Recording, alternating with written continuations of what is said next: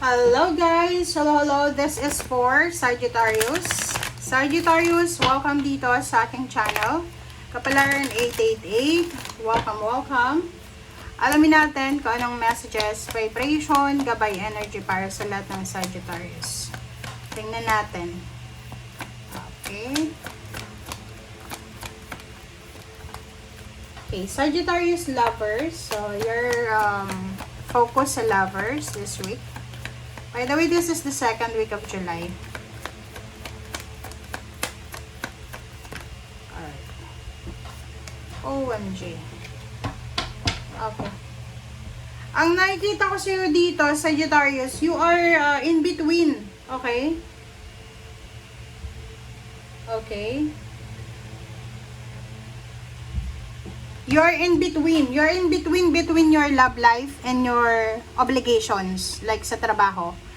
So, sinasabi ng bara sa'yo dito, 8, 9, 10, 11. If you are parang manifesting parang stable, secured na love life, kailangan mo daw tong trabahuhin. So, like yung iba sa inyo dyan na mga Sagittarius na yung problema nyo is all about like for example, yung problema mo is all about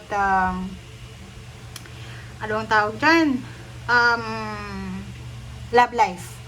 Yung problema mo na bakit kaya sa love life palaging hindi nag-work yung relationship namin, ganyan. Sabi ng bara sa'yo dito, trabahuhin mo yan. Kasi yung love life natin, dalawa yan, diba? Dalawang tao yung involved dyan. So, yung dalawang taong yan, kailangan ikaw at siya, you are working together para mag-work out yung relationship. Another is, sinasabi dyan na, maybe, gusto mong magkaroon ng love life, pero busy ka sa trabaho. So, wala kang oras. Parang ganon. Or, you are, yun nga, nasa gitna ka. Kailangan mo magmadali kasi susunduin mo pa yung love life mo. Kailangan mo mag-out ng maaga. Hindi ka pwedeng mag-overtime kasi may obligation ka sa love life mo. Parang ganon. So, wow, mamili ka sa linggong ito. Mamili ka. Sino ba ang importante? Ano ba ang importante? Pera or love life? Yun lang. Okay? Sagittarius.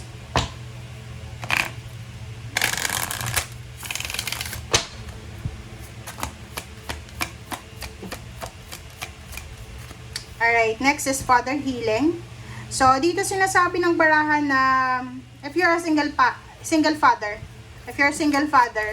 kailangan ka ng anak mo. So, mas i-prioritize mo sa linggong ito ang trabaho. Okay? Huwag yung love life. Single father ka, tapos may girlfriend ka, or single mother ka, may boyfriend ka, napapabayaan mo yung anak mo. Yun ang mali. Okay? So, dito sinasabi ng bara sa'yo dito na sa linggong ito, kailangan mo daw na i-surround yung sarili mo sa mga positive people and situation and iwasan natin yung negativity. Okay? Iwasan mo yung negativity. Kailangan puro lang positive. Kailangan na parang umiwas ka sa mga tao or sitwasyon na pwedeng magbigay sa'yo ng problema, ng issue, ganyan. Pag may problema tayo, wag nating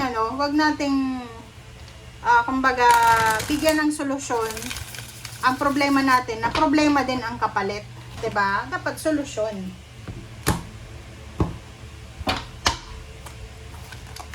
Alright, so the chariot. Chariot, guys. So, nakikita ko sa'yo dito na fast movement to. Kailangan mo munang mag-move forward. Okay? Move forward dapat. Positive.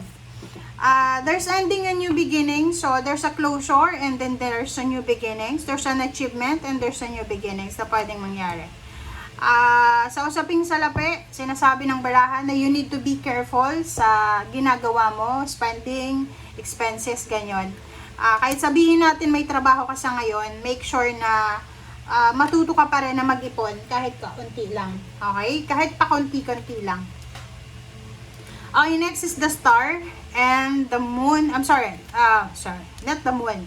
It's 8 of cups. So, dito sa barahan to, sinasabi ng barahan na sa lahat ng mga Sagittarius na nanonood sa akin, na wala pa kayo sa ibang bansa. Pero kung nasa ibang bansa na kayo, Kung ano yung ginagawa nyong trabaho ngayon, ipagpatuloy nyo lang yan. Kasi, dyan ka sa ibang bansa talaga makakapag-ipon. Sabihin natin, okay, sasabihin mo na ko, ilang taon na ako dito sa ibang bansa, pero wala akong ipon. Pero yung pinapadala mo na nakakatulong sa anak mo, sa pamilya mo, ano yun eh, dun yun eh. Sabihin natin, kung nasa Pilipinas ka ba, kaya mo yun na gawin? Hindi, di ba? So ngayon, na nasa ibang bansa ka, mangarap ka pa ng mas mataas pa sa pangarap mo dati. Kung nasa Pilipinas ka ngayon, sinasabi ng baraha sa'yo na kung magkano yung kinikita mo ngayon sa Pilipinas, mas malaki pa dyan sa ibang bansa. Sa ibang bansa, sa ibang lugar, doon mo mahahanap yung katuparan ng pangarap mo. Okay, so there's a devil here. So, temptation. Kung may mga naiisip kayong pagre-resign, paglilipat ng trabaho sa linggong ito, wag nyong gagawin kasi temptation lang yan. Plus, Mercury retrograde tayo ngayon. So, kung may plano kang mag-resign, lumipat ng tirahan, lumipat ng career, or whatever man, umabsent, wag mong gagawin yon. Bakit? Kasi, mali yun. Pagsisisihan mo. Kasi pagdating ng August, wala kang trabaho. Okay? So, yun. Sabi ng baraha sa'yo dito, proteksyonan mo ang future mo.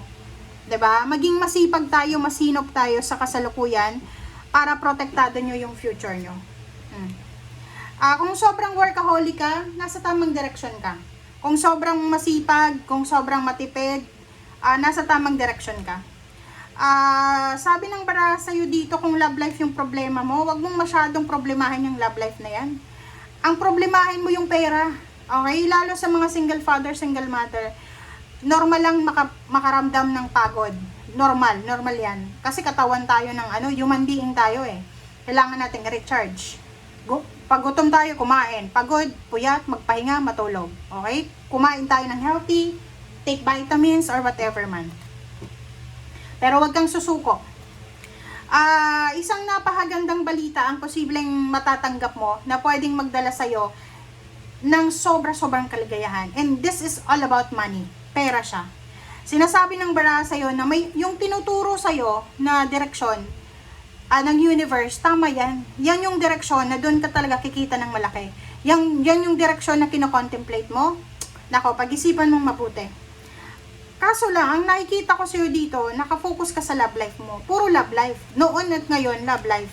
Which is yung love life mo, siya yung nakakagulo sa isip mo. Sa ngayon, sinasabi ng baraha sa'yo, dapat ang asikasuhin mo yung financial freedom mo. Diba? Paminsan-minsan masyado kang nakafocus lang sa isang bagay. Kailangan focus ka sa pagkakakitaan, focus ka sa future mo, lalo kung mga single father, single mother kayo. Okay? Pero kung single ka, ganun din, mag-focus ka muna sa sarili mo, i-improve mo muna yung sarili mo bago ka pumasok sa isang relationship. Okay? Thank you guys. Bye!